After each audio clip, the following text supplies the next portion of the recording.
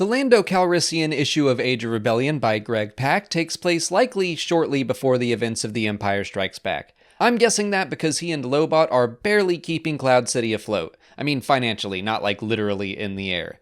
His business is failing and he's having to pay his employees using his own private stash of credits. When last we saw Lando, he and Lobot were mostly out for themselves to get rich or die trying, but as Lobot succumbed to the overpowering will of his cybernetic implants, he told Lando he could be better. I would say Lando took his friend's advice to heart because he seems way less selfish than he has ever been.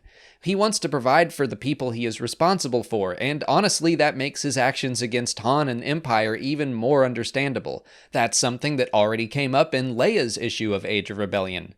Lando tries to secure some extra money at a casino on the nearby planet Burnin Khan, which first appeared back in Legends and also the Star Wars Uprising mobile game. He loses all his credits, but is given an offer to run another industrial colony that sounds too good to be true. He jumps through all the hoops, and yes, it is too good to be true because it runs on slave labor. Lando refuses to make his fortune off the backs of other beings, frees the slaves so they can revolt against their masters, and makes his way back to Cloud City. With creditors preparing to collect his assets, he pulls out enough hidden cash to run away and make a fresh start somewhere new, but instead he gives out those last credits to his employees. Lando is one of those characters that is prominent, but it's never felt like we got his full story. With the inclusion of Solo, a Star Wars story especially, we see a very selfish, stuck-up, younger version of the man.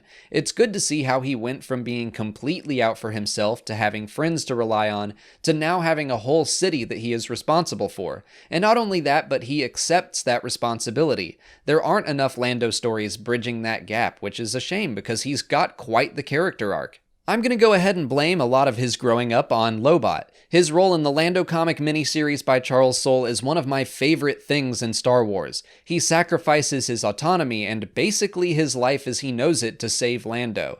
And then, like I mentioned, his kind of sorta dying words are basically urging his friend to be a better man.